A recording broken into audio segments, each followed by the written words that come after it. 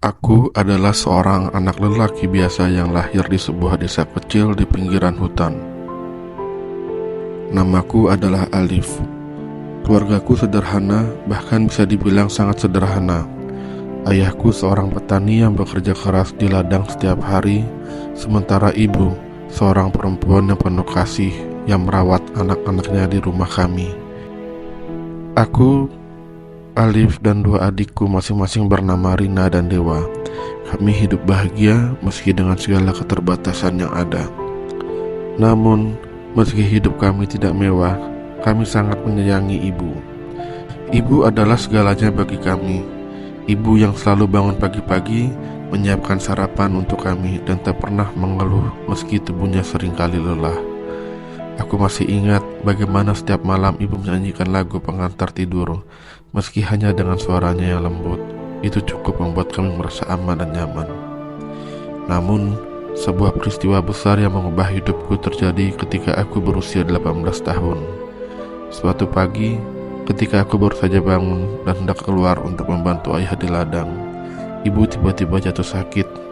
Awalnya aku pikir itu hanya kelelahan biasa, karena ibu memang sering terjaga hingga larut malam untuk menyiapkan makanan atau merawat tanaman di pekarangan rumah. Tapi ketika ibu tak kunjung bangun dan wajahnya tampak pucat, aku merasa ada sesuatu yang tidak beres. Aku membawanya ke dukun beranak yang ada di desa, berharap mendapatkan pertolongan. Namun, jawaban yang kami terima bukanlah jawaban yang kami harapkan. Dukun itu berkata dengan suara pelan, "Ibu kalian kena penyakit yang cukup parah.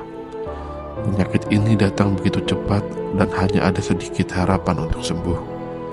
Aku merasa dunia seperti runtuh di hadapanku. Bagaimana mungkin ibu yang selama ini selalu kuat dan penuh kasih, kini harus terbaring lemah tak berdaya. Kami sekeluarga tak tahu harus berbuat apa. Ayah terlihat bingung dan cemas, sementara adikku, Rina yang masih kecil, hanya menangis tanpa mengerti apa yang terjadi. Aku yang saat itu sudah cukup dewasa, berusaha menahan tangis, berusaha kuat meskipun hatiku merasa hancur. Ibu tidak segera membaik.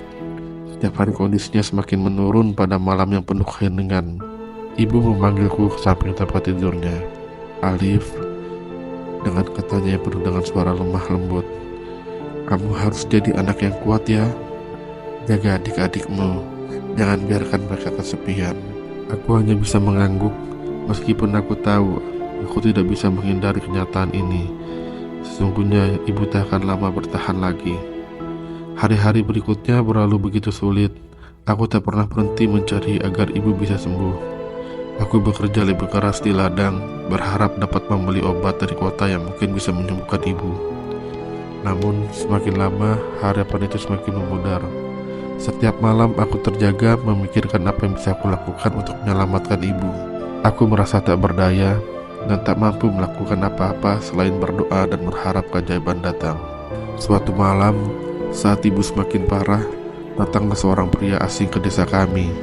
Ia mengenakan pakaian hitam dan tampak seperti seseorang yang membawa kabar besar.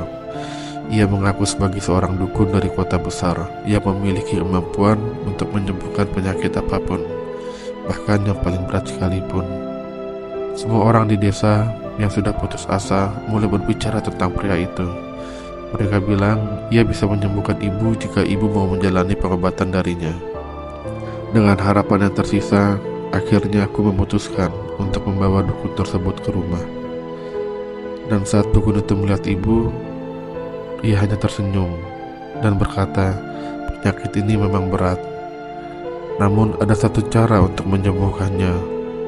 Itu akan membutuhkan pengorbanan besar.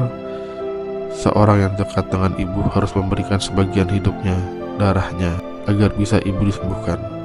Aku pun terdiam mendengar kata-katanya. Lalu aku bertanya, apa maksudnya? Pria itu menatap mataku dalam-dalam dan berkata, "Kamu harus rela mengorbankan nyawamu, anak muda. Hanya dengan cara itu bisa menyembuhkan ibu. Kamu harus memberikan sebagian dari hidupmu untuk menggantikan kehidupan ibu yang sekarat ini." Aku terdiam. Sungguh berat permintaan ini. Bagaimana bisa aku harus mengorbankan nyawaku? Aku gak bisa membayangkan kehilangan kesempatan untuk hidup. Tapi dalam hati kecilku, Aku tahu apa yang harus aku lakukan. Aku gak bisa membiarkan ibu pergi begitu saja. Ibu yang telah memberikan segalanya untukku. Ibu yang selalu ada saat aku membutuhkan cinta dan perhatiannya. Ibu yang sudah menghabiskan seluruh hidupnya untukku. Gak mungkin aku diam saja ketika ia membutuhkan aku. Tanpa ragu, aku mengangkat wajah dan menatap pria itu dengan tegas. Dan aku berkata, aku siap. Aku rela mengorbankan nyawaku untuk ibu. Dukun itu pun mengangguk pelan, seolah-olah sudah menunggu jawabanku. Ia mulai mempersiapkan ritual pengobatan, dan aku tahu ini adalah saat yang menentukan. Aku melihat ibu yang terbaring lemah, dan dalam hatiku aku berbisik, demi ibu, aku rela mengorbankan segalanya, bahkan nyawaku. Ritual itu berlangsung lama. Aku merasakan sebuah kekuatan yang luar biasa mengalir dalam tubuhku, seolah-olah ada sesuatu yang sedang ditarik keluar dari dalam diriku. Rasanya sangat sakit, namun di balik rasa sakit itu, aku merasa ada sebuah kedamaian yang datang. Aku tahu bahwa ini adalah harga yang harus dibayar. Demi ibu, aku rela mengorbankan nyawa, jika itu yang harus aku lakukan untuk membuatnya hidup kembali. Beberapa jam kemudian aku terjatuh, tubuhku terasa lemah dan rasanya dunia seperti berputar. Namun, meskipun aku merasa hampir tak mampu bertahan, aku tahu bahwa ibu masih hidup.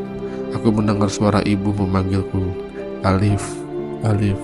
Suaranya begitu lembut, begitu penuh kasih. Aku membuka mata dan melihat ibuku di sampingku.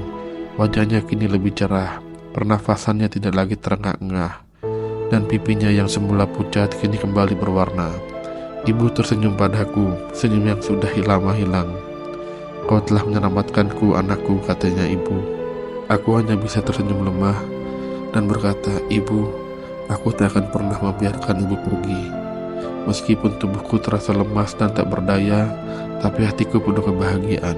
Karena aku tahu, meski aku harus mengorbankan nyawaku, ibu kembali hidup, dan itu adalah hal terpenting bagiku. Hari itu, aku tidak tahu apa-apa yang terjadi padaku, namun yang aku tahu pasti adalah bahwa cinta seorang anak pada ibu tak akan pernah tergantikan oleh apapun.